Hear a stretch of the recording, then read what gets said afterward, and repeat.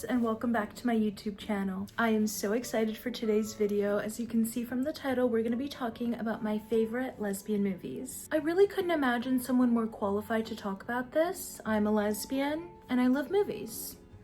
It's that simple. I'm also an actor. I feel like that helps. I've been looking and finding lesbian movies since I was like 13 years old, I feel like. And as much as it may feel like there's not a lot out there, after so many years of looking for them, I feel like I have found so many that I truly love and adore. There are a lot of bad ones, don't get me wrong, but after several years of finding my niche and what I like, I have found so many amazing lesbian stories that I have fallen in love with, and I'm going to share all of my favorites with you today. So let's get into it. I'm going to share with you my top 10 favorite lesbian movies. We're going to start at number 10, which is Shiva Baby. Shiva Baby follows the character Danielle, who's played by Rachel Sennett, love her, and her secret life that she is hiding from her family. Things bubble up when she attends a Shiva where her family, ex-girlfriend, and sugar daddy are in attendance. She has to interact with all of them without blowing her cover that her sugar daddy is there with his literal wife and kid, and also has to interact with her ex-girlfriend, who she seemingly still has feelings for, but that's unclear. I love this movie, not only because it's an incredible original story, but the acting is amazing.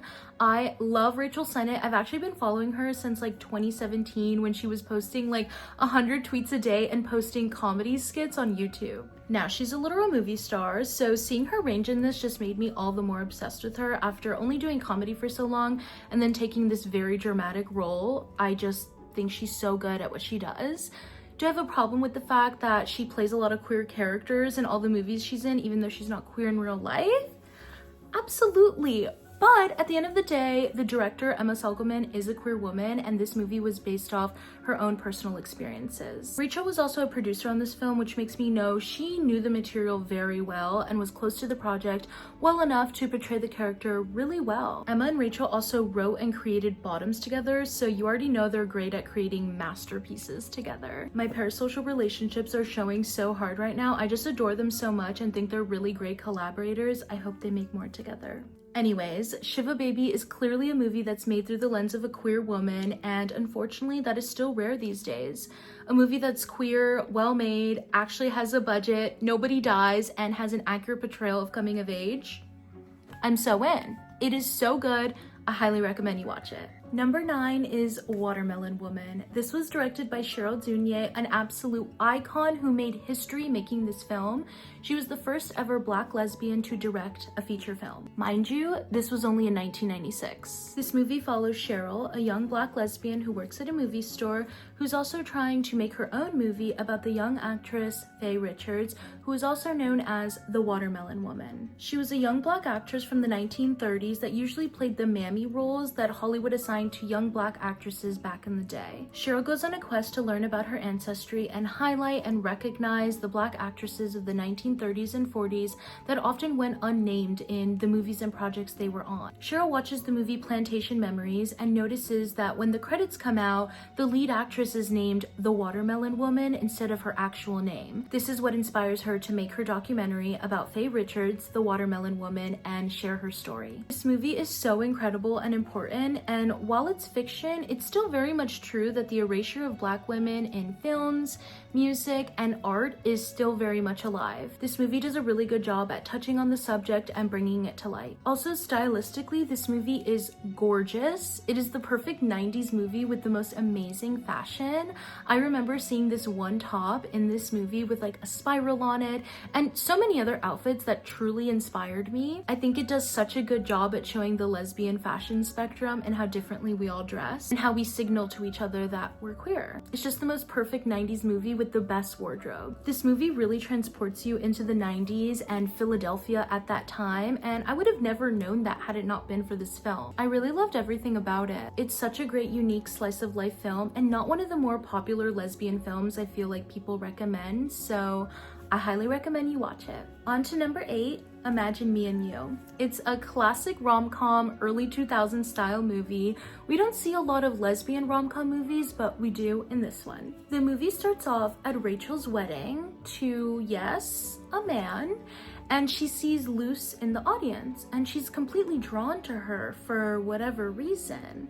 After her wedding, Rachel and Luce get much closer. They start spending a lot of their free time together, and Luce tells Rachel that she's a lesbian. Once Rachel realizes this, she starts to come to terms with all of her feelings for Luce and what they actually mean, and how they might not just be close friends. The movie follows Luce's indecision and complicated lesbian feelings. It's honestly such a fun watch. It's cheesy, it's so early 2000s coded, and you get the most dramatic running through traffic scene I've ever seen in a movie, like ever. Spoiler alert, there is a happy ending. I highly recommend if you want to watch a fun, feel-good gay movie. On to number 7, Saving Face, another early 2000s rom-com movie. Can we believe we get 2? And this one centers on 2 Asian American women in New York City. Finding lesbian movies is hard enough, but the fact that I found so many that aren't just centered on 2 white women and aren't super over-sexualized, because unfortunately that is still such a huge problem, feels like a miracle. I love this movie so much. This film focuses on Will, who is a Chinese American surgeon, and she is unmarried and childless, which is like a huge problem for her mom.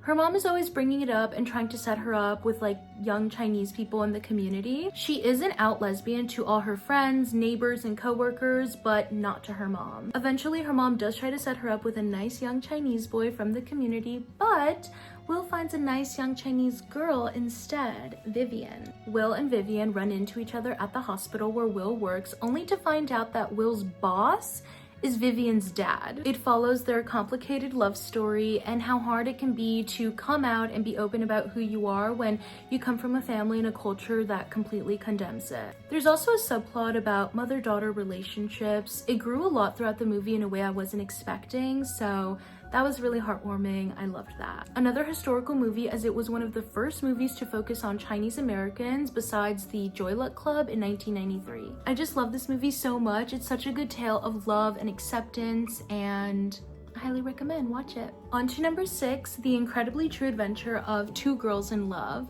I describe it as a dramedy, and it's from the early 90s. It follows 2 very different girls who unexpectedly find each other spending all of their free time together. It's that classic popular rich girl whose Evie falls for the very mysterious and brooding tomboyish Randy, who's not the best at school, dresses incredibly boyish for a girl, and overall has this very mysterious allure that Evie can't get enough of. It is my favorite kind of movie from the 90s. As you can tell, a lot of my favorite movies are from the 90s.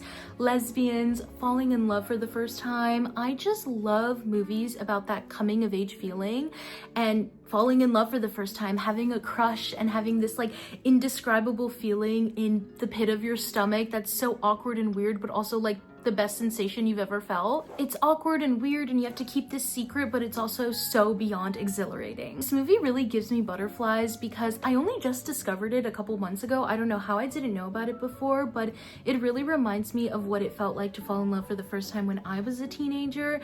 It really takes you back to that place. I highly recommend it. It even gave me a very like nostalgic feeling, even though it is set in the 90s and in New York. It is just so good. You need to watch it. Next up at number 5 is Bound. This is a completely different genre than all the other movies I've been talking about. I tend to really lean into like slice of life movies, coming of age movies, things like that, but every now and then a really crazy action-packed thriller comes along that I obsess over, and this is one of those movies. Bound is a 90s erotic crime thriller that stars absolute movie stars Jennifer Tilly and Gina Gershon. The film centers on Violet, who is desperate to leave her mobster boyfriend Caesar. She meets Corky, who is an ex-con and was hired to do some painting and plumbing in her apartment building. This is how Violet and Corky meet, and they fall for each other. Quickly. So quickly, they hatch up a scheme to steal $2 million from Violet's boyfriend Caesar that she knows he's going to be bringing home later that day, to steal and create a new life for each other and live happily ever after. Simply put, this movie is sexy as fuck. The wardrobe is so hot, the sex scenes are so good, and I just love the dark, stylistic 90s grunge vibe we get from it. It is amazing. Kind of like a lesbian Bonnie and Clyde. One of my favorites. You should watch it. Next up at number 4 is Water Lilies. This is directed by one of my favorite directors of all time, Celine Sciamma. She also made Portrait of a Lady on Fire, Tomboy, Girlhood, and My Life as a Zucchini. All of those are lesbian except for My Life as a Zucchini, but still some of my favorite movies of all time. Water Lilies is Sciamma's debut film that she made right out of film school. It follows two girls, Floriane and Marie, and them growing up in a middle-class suburb outside of Paris. The movie follows their relationship over the course of one summer. After watching a synchronized swimming competition at her school, Marie becomes entranced with the star of the team, Floriane. Marie expresses some interest in joining the team to become closer to Floriane. So Marie and Floriane make a deal. Marie will help Floriane sneak out to meet her crush Francois, and in exchange, Floriane will let Marie come to some of the synchronized swimming team's meetings. As Marie and Floriane start to spend more time together, she sees way less of her best friend Anne, which causes some serious tension in her friendships, but on the other hand, she's having this like sexual awakening, coming of age moment falling for Floriane. It's another very awkward, tender love story about these two girls that are just trying to understand their feelings for each other. I really love this movie. It's another very awkward, tender love story about coming into yourself and understanding who you are and who you attract. I think it's such an important story because it really touches on like the complexities of sexuality, unrequited love, and the power of friendship, even when maybe we are not focused on our friendship, when we're falling for somebody, even if they're not giving us all the attention we so desire. I just remember finding this movie at 17 years old and relating so hard to it. I think a lot of people could relate to this movie. It is so beautiful, but equally tragic. I highly recommend it. Celine Sciamma can do no wrong in my eyes. She's just perfect. Oh, also random lore I know about this. Adele Hanal, who is the lead in this, started dating Celine Sciamma, the director, 7 years after they made this movie. They dated for a very long time, and while they were dating, Celine Sciamma was starting to write Portrait of a Lady on Fire, and Adele was her girlfriend, so she kept her in mind for the lead. Like, she was literally writing the role for Adele. But then they broke up. But then she went into production for Portrait of a Lady on Fire, and she was like, I can't imagine anybody else playing this role except you. Like, I know we're broken up, but do you still want to be my lead? And obviously she said yes, and they made a literal masterpiece together. But to think of that tension and romance on set of two lovers that are broken up making a movie together is just mind-blowing. I love lesbians. Only broken up lesbians can still make beautiful art together that was so loved and widely received. Not only that, it was critically acclaimed. I love to see it. Anyways, watch Water Lilies and Portrait of a Lady on Fire. They're incredible. On to number 3, Mulholland Drive, my favorite David Lynch movie of all time. May he rest in peace. Everything about this movie is perfect to me. The style, the casting, the color, the beautiful vignettes. It is just a work of art. It's a surrealist art film that follows aspiring actress Betty, who moves to Los Angeles and meets this woman Rita, who is suffering amnesia after being in a car accident. David Lynch's tagline for this movie is a love story in the city of dreams, and I could not agree more with that. This is the most romantic portrayal of Los Angeles I have ever seen. I love it so much. It's also one of the most beautiful yet tragic love stories I've ever seen. It'll leave you confused as hell too, wondering what the hell just happened, who is who, and where is the plot. It's just a total cinematic fever dream that will leave you wanting to watch it over and over and over again until you get it. This film is regarded as David Lynch's like magnum opus. It's what skyrocketed him into mainstream success, which is super impressive considering his like very offbeat, strange substance of all of his films. He rejected all the formulas on how to drive a plot and didn't follow any rules when it came to film. He's so obscure and beautiful and tells a story like no other. That is all I'm gonna give you because it really is just something you need to experience for yourself, so go watch it. It is my favorite movie, or one of my favorite movies. It's on my top 4 on Letterboxd. Just watch it. At number 2 is Love Lies Bleeding. I literally get goosebumps thinking about this movie. It is so good. It is equally beautiful and grotesque. My 2 favorite things. It's a romantic thriller that stars Kristen Stewart, who plays Lou. She manages a gym, and that's where she meets Jackie, who is a bodybuilder who is preparing for a bodybuilding competition in Las Vegas that she plans on traveling to. They meet at the gym, and Lou immediately offers Jackie steroids to enhance her performance, and Jackie accepts. From that night, they quickly fall for each other, they sleep together, and in typical lesbian fashion, they literally move in together. Mind you, it's only been a couple days. Their love is extremely intense and all-consuming. It even starts to ignite some violence and reveals some ugly truths about Lou and her family's criminal past. This movie is a fucking joyride, but also so anxiety-inducing. You just don't know what's gonna happen next. I remember watching it for the first time in theaters last year, being on the literal edge of my seat because I was just so into it. It is so incredible. It even has some surrealist elements in it, which I love in a movie. It's a really good depiction of lesbian lust and what it's like falling for someone when there are like a million red flags telling you not to and going for it anyway. Something I also really love about this movie is that it's not really about being gay. Like, yes, they are 2 women and they are in love, but the story is so much bigger than that. The movie is truly about following 2 women who come from incredibly complicated pasts, fighting for their freedom, losing control, and being unapologetically horny, and I love that. So watch this movie and then watch it again because it's perfect. And on to number 1, my favorite movie of all time, But I'm a Cheerleader. Watching this movie that I found on some sketchy website because it was on no streaming platforms when I was 15 in my room all alone is definitely my route. But I'm a Cheerleader is a satirical romantic comedy directed by Miss Jamie Babbitt. This was actually her directorial debut. The movie follows Megan Bloomfield, who is a cheerleader and is dating a footballer, Jared. She doesn't really like to kiss Jared though. She'd much rather hang out with all her cheerleader friends and watch them warm up before practice. She keeps photos of beautiful women in her locker. She's a vegetarian and her favorite food is tofu. Also, she is a huge fan of Melissa Etheridge. All of these aspects of Megan's personality greatly concern her parents, so with the help of ex-gay Mike, who by the way is played by RuPaul, they realize their daughter is a lesbian and they surprise her with an intervention. Megan is utterly shocked. She gets good grades, she has a boyfriend Jared, she's a cheerleader. How could she be a lesbian? I'm a homosexual! I'm a homosexual! But despite her true feelings, her parents still send her off to True Directions, a conversion therapy camp. At this camp, they are meant to convert all of these students back to heterosexuality via a 5-step program. Number 1, they have to admit their homosexuality. Number 2, they have to rediscover their gender identity by performing gender-associated tasks. Number 3, find the root of their homosexuality. Number 4, demystify the opposite sex. And number 5, last but not least, they need to simulate heterosexual sex. What could go wrong, right? At camp, Megan meets and befriends Graham.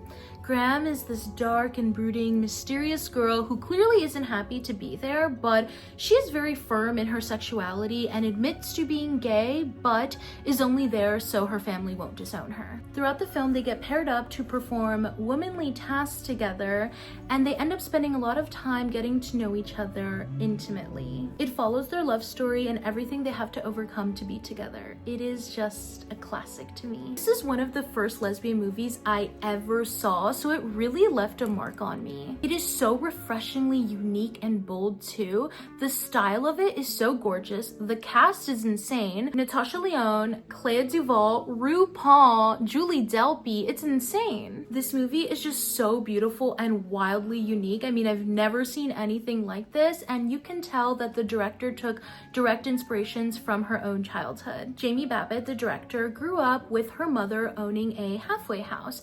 She ran it and helped younger kids who had drug and alcohol problems rehabilitate from that. And she describes her childhood as kind of strange and eccentric because her mother would invite these kids to spend holidays with them. She would spend Thanksgiving and Christmas with all the kids part of her mom's program. That's kind of insane. She talks in a lot of interviews how much that inspired her to make this film. So later in life, Jamie Babbitt, inspired by what happened throughout her childhood, came up with the idea with her girlfriend at the time to make a movie about a cheerleader that goes to conversion therapy camp, which came to be But I'm a Cheerleader. And thank God for that. It is my favorite movie of all time. Watch it if you want to have the best night ever. Some really quick honorable mentions that I didn't include, but I still absolutely adore these films are Girl Picture, The Handmaiden, Bottoms. And that's the end of today's video. Those are my top 10 favorite lesbian films. I really hope you enjoyed this as much as I did making it for you. I just love lesbians and films. So this really was the perfect video for me to make, and I want to share everything I know about them because it's a lot. It lives in my mind. I am so chronically online. I know so much about lesbians. I need to share this information so it's not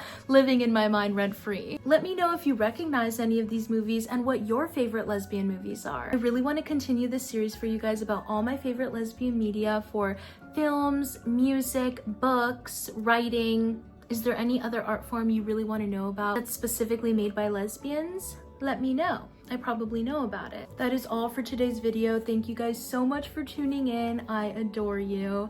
I will see you next Thursday. Bye.